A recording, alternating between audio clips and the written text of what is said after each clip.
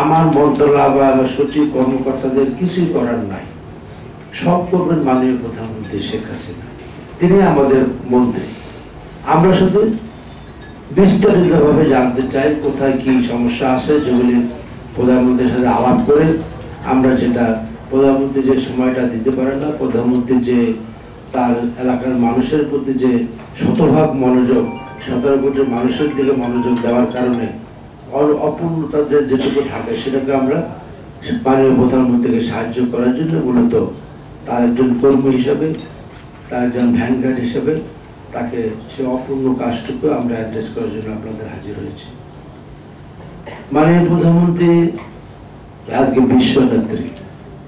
আপনারা জানেন যে মাননীয় প্রধানমন্ত্রী আজ পৃথিবীতে তার অবস্থানটা এমন এক পর্যায়ে পৌঁছছে, পৃথিবীতে যেখানে দুর্যোগ, যেখানে অন্যায়, যেখানে অবিচার, সেখানে শেখ হাসিনা। এই দুর্যোগ মন্ত্রণালয়ে মাননীয় প্রধানমন্ত্রীর নেতৃত্বে শুধু বাংলাদেশ নয়, সমস্ত পৃথিবীতে একটি প্রশংসিত প্রতিষ্ঠান।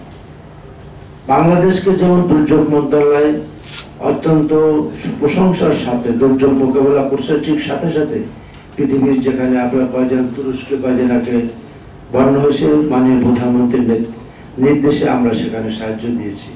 নেপালে হয়েছে, সেখানে দিয়েছি। এটা মাননীয় প্রধানমন্ত্রীর অবদান। এই সমস্ত কৃতিত্ব জাতীয় পিতার কন্যা, তার নেতৃত্বে, তার পরামর্শে আমরা কাজ করি। শেখ হাসিনা এমন এক নেত্রী, তিনি সারাদিন রাত দেশের 17 কোটি মানুষের কথা চিন্তা করেন। তিনি ঘুমানোর সময় মানুষের কথা চিন্তা করে ঘুমান, আবার ঘুম থেকে উঠে যখন উঠেন তখন মানুষের কথা চিন্তা করেন। আমরা অবাক হয়ে যাই পার্লামেন্টে যখন আমরা বসি, সবার আগে উনি পার্লামেন্টে ঢোকেন এবং পার্লামেন্টে যতক্ষণ থাকেন তিনি বক্তব্য শোনেন, মন্ত্রীদেরকে নির্দেশনা দেখেন, ফাইল ওয়ার্ক করেন এবং প্রধানমন্ত্রী শেষ ব্যক্তি যিনি পার্লামেন্ট ত্যাগ করেন। সুতরাং শেখ হাসিনা আমাদের অহংকার, শেখ হাসিনা বাঙালি জাতির আশীর্বাদ। তাকে আমরা ধরে রাখতে হবে। বঙ্গবন্ধুর সোনার বাংলা কায়েমের জন্য তার হাতকে শক্তিশালী করতে হবে।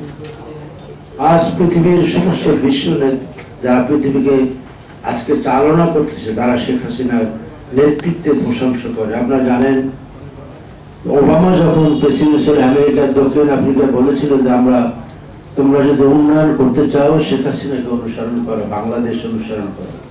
আমেরিকান প্রেসিডেন্ট ওবামা বলেছে। আপনারা জানেন যে কানাডার প্রধানমন্ত্রী ট্রুডো বলেছিল যে শেখ হাসিনা আমার মায়ের মতো, শেখ হাসিনার দর্শন আমরা অনুসরণ করি। এই হলো আমাদের শেখ হাসিনা। শেখ হাসিনা এমন এক নেত্রী যাকে ব্রিটিশ প্রধানমন্ত্রী বলে শেখ হাসিনার মডেল আমরা অনুসরণ করি। আমার পরিবার শেখ হাসিনার মতো হতে চায়। এই হলো শেখ হাসিনা, যাকে জাপানের সাবেক প্রধানমন্ত্রী অ্যাবে বলেছিল শেখ হাসিনা আমার বোন। আমরা শেখ হাসিনার সাথে মিলেমিশে পৃথিবীর উন্নয়নের কাজ করতে চাই। এই হলো শেখ হাসিনা, যাকে কিছুদিন আগে ফ্রান্সের প্রেসিডেন্ট বাংলাদেশে আসছিল, আপনারা জানেন ম্যাক্রো, তিনি বলেছিলেন শেখ হাসিনার সাথে মিলেমিশে আমরা বিশ্ব শান্তির জন্য কাজ করতে চাই। এই হলো শেখ হাসিনা, যিনি পার্লামেন্টে দাঁড়িয়ে বলেন যে আমেরিকা তুমি যদি আবার স্যাংশন দাও, আমরা পাল্টা স্যাংশন দিব, প্রয়োজনে আমরা প্রশান্ত মহাসাগর পাড়ি দিব না।